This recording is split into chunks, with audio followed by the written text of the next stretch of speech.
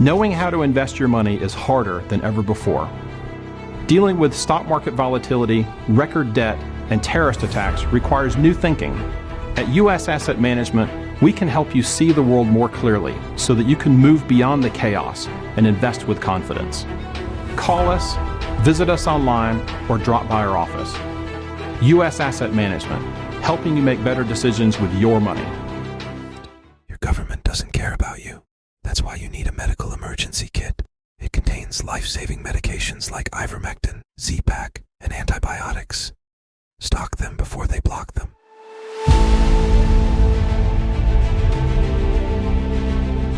So, can edit.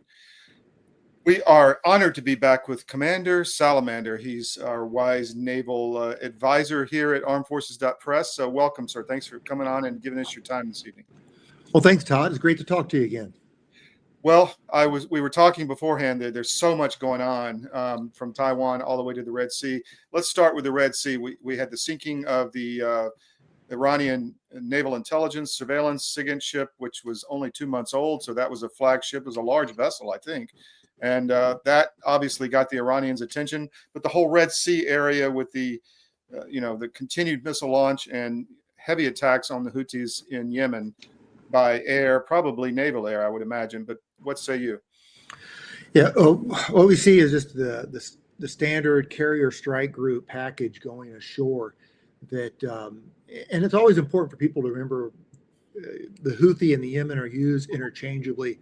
Mm-hmm. For those old Cold Warriors, they remember there used to be a North Yemen and a South Yemen. Yep. And you can see it in some of the old maps. And the Houthi control most, but not all, of what used to be North Yemen.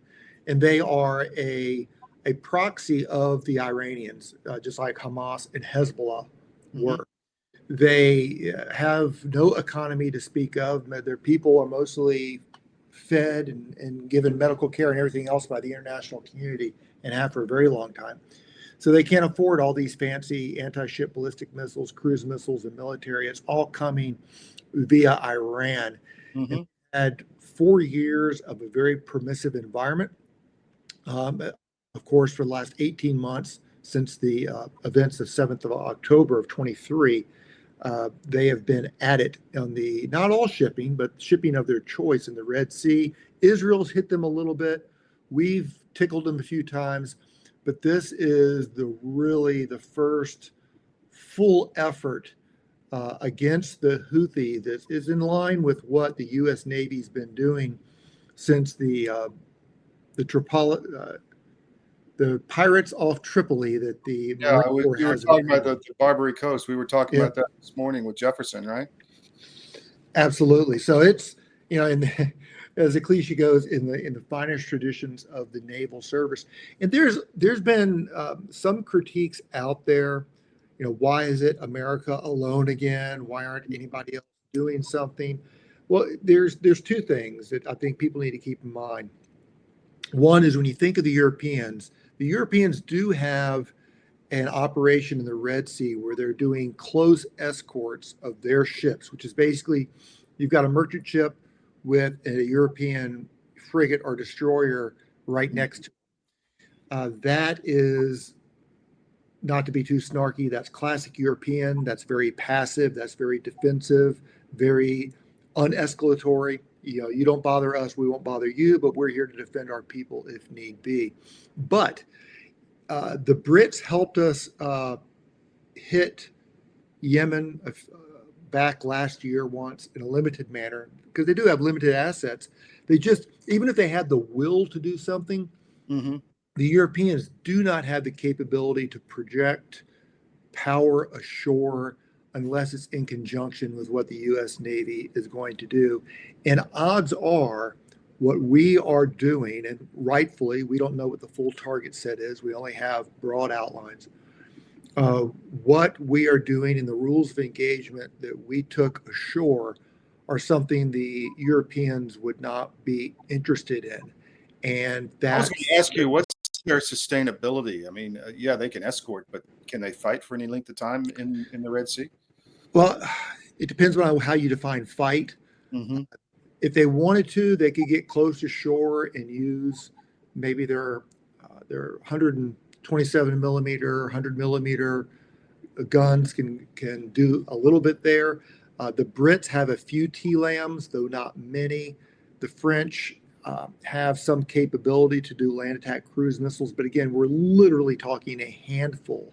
Right. But they really can't do more than that. There's really only one naval power that has the ability to do anything of substance on a global basis, and that's the U.S. Navy. And within by the end of the decade, we will also see the People's Republic of China will have that ability as well. Mm-hmm. Unfortunately, yes. Well, let's move to China. Well, let me ask you: in the Red Sea, what is the end game here? Do you think the Houthis will be degraded so they can't interfere with traffic, or will there be further conflict with Iran and end this once and for all, or not? I mean, what do you think? Well, if you define Yemen, and how I prefer to define it, is a piratical, i.e., a piracy, pirate nation. We have a couple thousand years history of how you deal with it. It's pretty rudimentary. To boil it down using rather abrupt language, you have to sink their boats, kill their people, and take away their marketplace where they sell things. And we're doing a little bit of the first two right away. But what really needs to take place, and I outlined this over on my Substack last week, is these weapons are using to attack everybody. They're coming from Iran. Have very limited smuggling routes that they can get things from land, because their borders are with an unfriendly Saudi Arabia and a not very well-run border with Oman. It's coming by sea. And again, that's another thing we know what to do with pirates, is you cut off their ports. However, also coming in the ports is the food being paid for. USAID last year, I think, sent $220 million into, quote, Yemen, unquote. The question is, how much of that goes to non-Houthi Yemen? How much goes into Houthi Yemen? The UN sends a lot of supplies in there.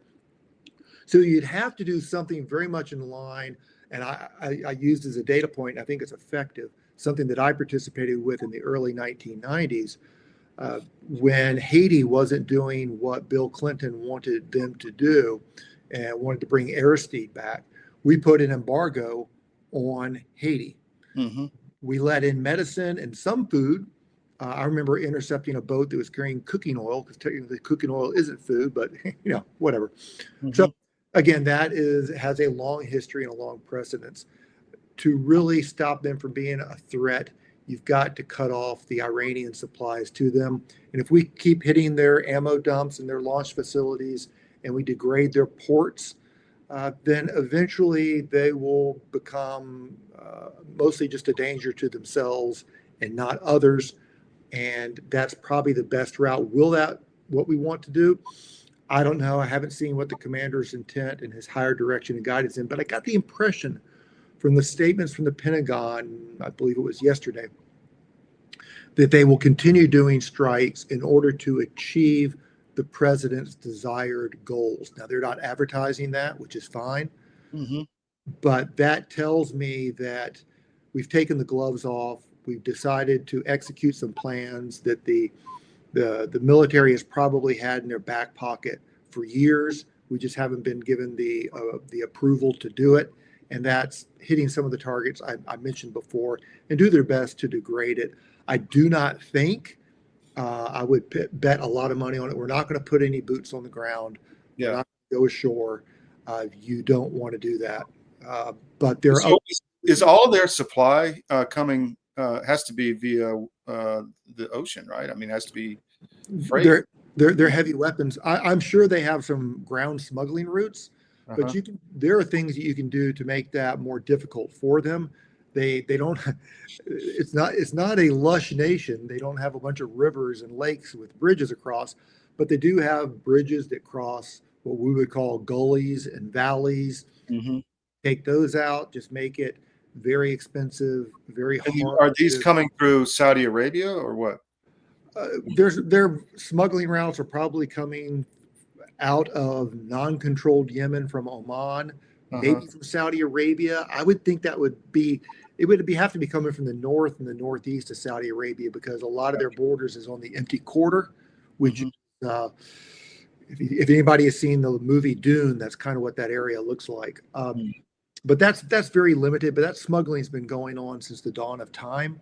But you can't get a ballistic missile on the back of a camel to come through the desert. It's got to come from sea, and that's something the Europeans and some of our other allies could help with, that to inspect cargo and ships. But I don't know what their national caveats would be in that regard.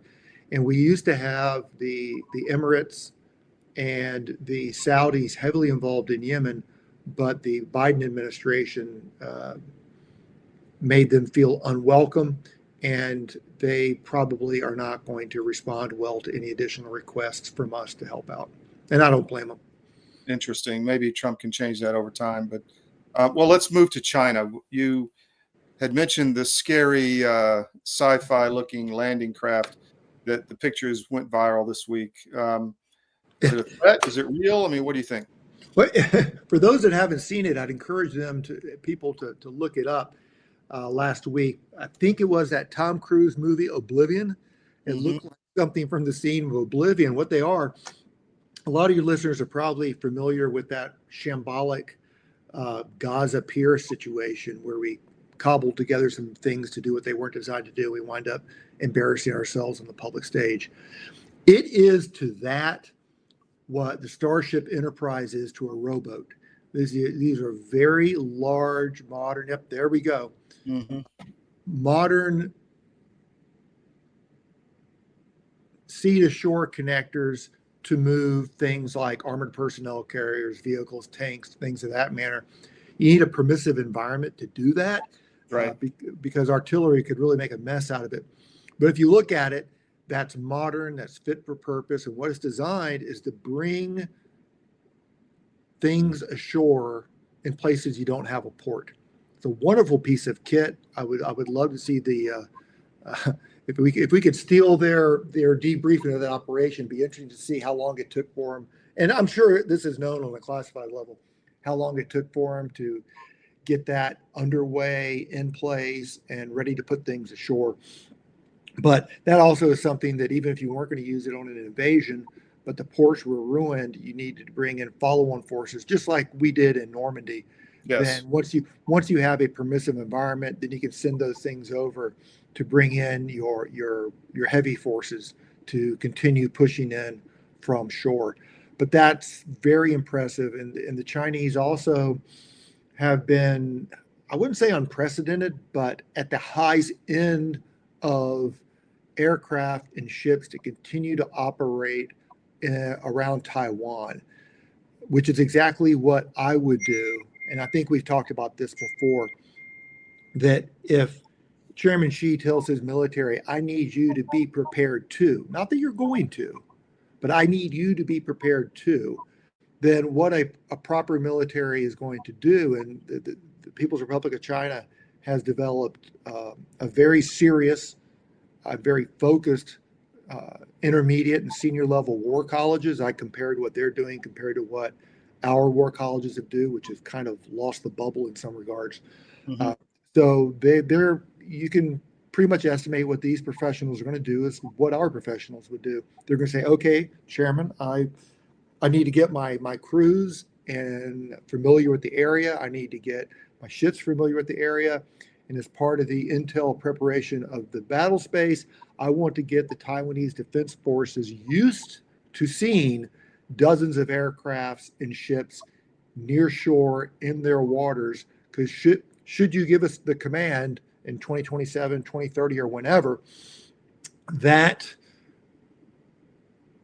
habit of them being used to us being there might buy us an hour or two additional time So we are in the factory in Kentucky. This is Alp World HQ, and we are at the end of the packing line. So I'm going to show you how it works. We have the card, throw that in there.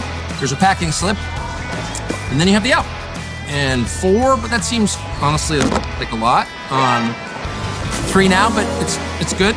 You just pack a punch that, for a normal nicotine brand, it'd be like 8. We think 3 is fine. Next one. Again, 4. I'll throw 3 in just to keep it fair.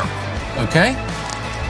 There you go. So you can see you can get fast at this. And really, it's just a matter of repetition. This is kind of the assembly line that, Henry Ford devised so long ago. Tucker's stealing all the Alp again.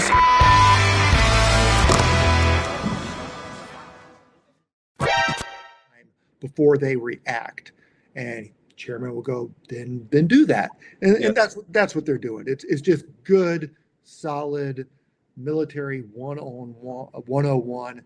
It's from an objective point of view. I give a lot of credit to the People's Republic of China's planning staff. If they're given the go, they're doing what they need to do now to make sure that their military has the best chance to succeed should they be told to go. So that begs the question, Trump's talked a lot about shipbuilding and rebuilding the Navy. Are we doing or starting to do what we need to do? I think what's important is first you have to have a conversation. Mm-hmm. After a conversation has to come money. After money has to come industrial capacity and competence. And before World War II, we had a Ships Act, and there's another Ships Act that didn't pass in the previous Congress, which is good because it had a bunch of, lack of a better phrase, woke DEI quota type of things and language things in it that was unnecessary. That is being fixed now. But in 1936, we had the first tranche of focus and money going towards our shipbuilding industry and to rebuild our military. That was followed up in 38, 39, 40, 41.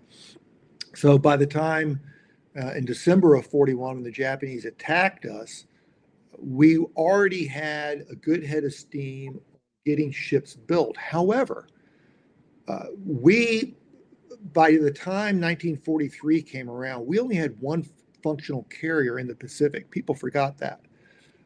We had our carriers sunk or damaged. We kept the Ranger in the Atlantic because she was a slower carrier. She couldn't keep up with what was needed in the Pacific.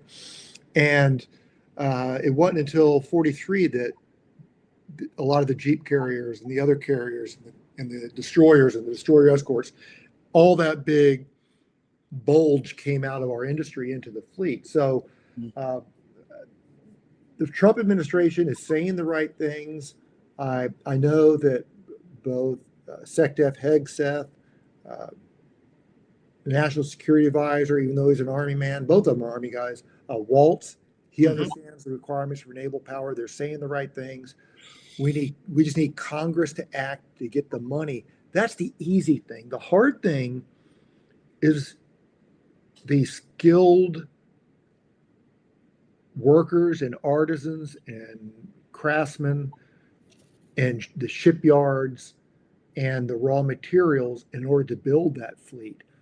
We are at the tail end of 3 decades of criminal neglect of used to be a great manufacturing economy in general, but shipbuilding specifically. We could have all of the money in the budget go to shipbuilding right now. We wouldn't be able to squeeze out another ship.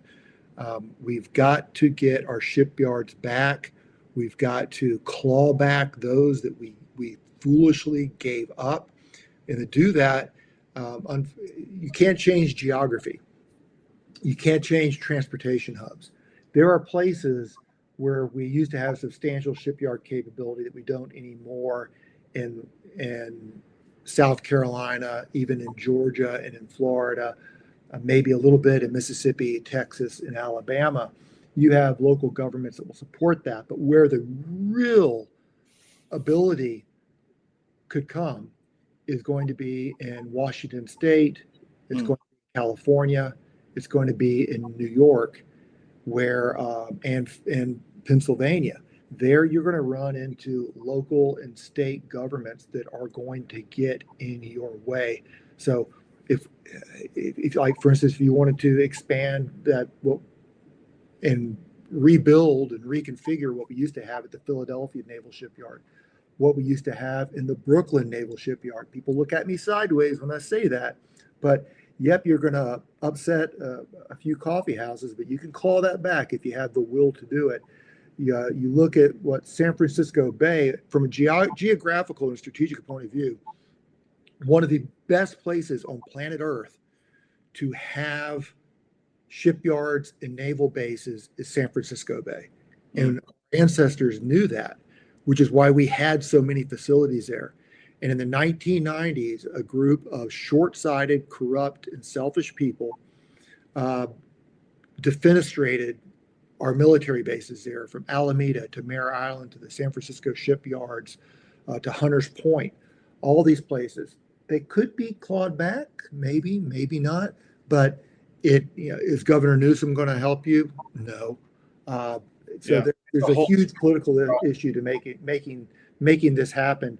But in the interim, even before we talk about building ships, we need to expand those shipyards just to be able to get repair. I don't know if you saw, one of our auxiliaries just got out of a South Korean yard. Did you have a chance to look at that? No, I did not. Two things that came out of that, and for the listeners, they want to look up Sal Mercogliano. I think covered this really well. He has a great YouTube channel, one of the best out there on naval matters. What's up with shipping? The South Korean, who I go back to my father's generation, who fought the Korean War. The South Koreans have so much to be proud of. It's a shame demographically they're disappearing, but that's their fault. They have an incredible shipbuilding industry, and when we had our auxiliary in there to get some yard time, they were aghast at the amount of rust and lack of maintenance that had been done. One of the comments from the shipyards, there was so much rust there, they thought it was a ghost ship. They needed to repair a rudder, but the U.S. Navy never bought the plans for that model ship, even though they've been around, I think, 20 years from the builder. So the South Koreans said, well, that's unfortunate, but we'll rebuild it using our intelligence, and we'll figure it out. We'll make it happen. Mm-hmm. We don't have shipyard capacity. We have submarines that have been waiting literally for years to get their regularly scheduled maintenance. So somebody asked me a while ago, it's like, if you were emperor for a day, how fast would you grow the Navy? And I said, well, for 2 years, I wouldn't grow it at all. I would take all that money, I would buy ahead of time and make sure that industry knew they were going to have a steady pipeline. But I was taking much of that money that I could claw, and I would put it into repair. I would put it into workforce building, find young men and women who don't want to go to college and get $150,000 in debt. And I saw a figure, Walmart is paying people $31 an hour. Well, if it's really a national security concern that we have quality welders, then we need to get young men and women to get qualified to do that and make it such when they get through their apprenticeship program at age 20 or 22, they're making more than what their older brothers and sisters, peers who are in their 30s are making. We just don't have enough people to build ships, even if we wanted to. We don't have the shipyards to do it. And the ships that we do have right now are woefully short of maintenance. So that's my long way of saying that the best thing I think we could do in the short term to get ready to fight China is to step back, fix what we have, and prepare to build more once we do that. I think under Secretary of the Navy Mabus under Obama, there was too much of an obsession about how many holes are we putting in the water. Mm-hmm.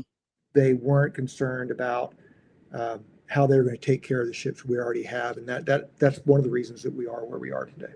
Well, as you said, that's criminal negligence, and the South Korean government's not that friendly anymore either. So, it's a problem. Anything else, Mr. Commander, that we need to talk about? Or is that it for this segment? Well, for the Navy point of view, I think people should keep an eye. Eventually, he got through his hearings. The Secretary of the Navy designate, Phelan, he comes from a hedge fund, venture capital mindset background. He's going to want to move high speed, low drag, just like the commander in chief. As his under has been nominated, Hung Cao, retired U.S. Navy captain from the EOD background. I do not know him, but friends of mine have served with him and know him personally. He is a man of energy and character who I think will be a good bridge between SecNav Phelan and the fleet. So keep an eye on that. And if we can have as much action the first 2 months with the new SecNav as we've seen in the first not even 2 months with the new president, I think this summer we're going to have a lot to talk about. Well, on that note, we'll end it there, and we will have you back down the road when there's more to talk about. I don't think it's going to be that long either. So, No, Commander, thank you very much for your time on an evening. I really appreciate it. appreciate it, Todd. Anytime. All right, take care.